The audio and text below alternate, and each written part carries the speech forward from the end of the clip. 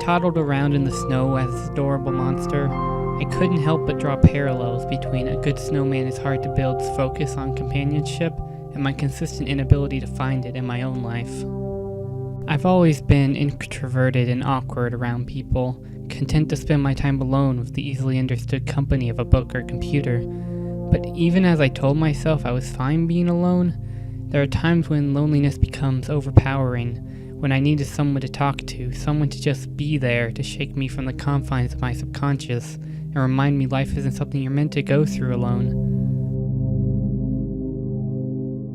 The reason I bring this up is not to attempt to garner your sympathy, as I've no one to blame but myself for the solitude I spent so much of my life in, but because it's under these circumstances that I found myself connecting to a good snowman and its little monster.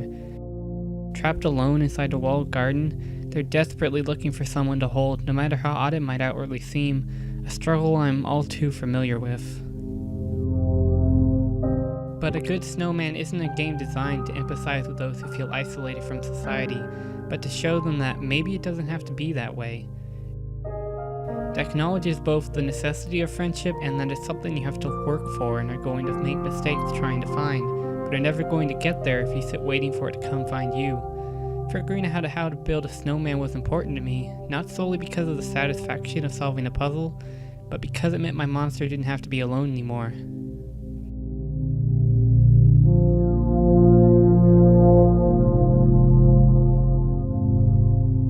It's hard to properly put into words exactly why I felt so strongly about it, but standing wrapped in a hug with my new icy friend, I found it hard to let go. It's a useless mechanic, but its inclusion was what changed a good snowman from a cute puzzle game into something that felt personal and meaningful to me. I wasn't building stacks of snow anymore, I was bringing people together, all with their own names and faces, and in some small way finding comfort in the fact that my monster's garden was no longer empty.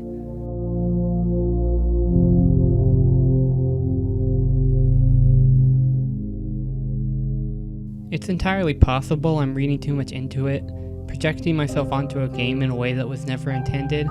but I don't know if it really matters to me in the end. Whatever it was originally proposed to be, to me, a good snowman was the video game equivalent of a warm hug from someone as longing for a friend as I was. Digital or not, I didn't realize how badly I needed one.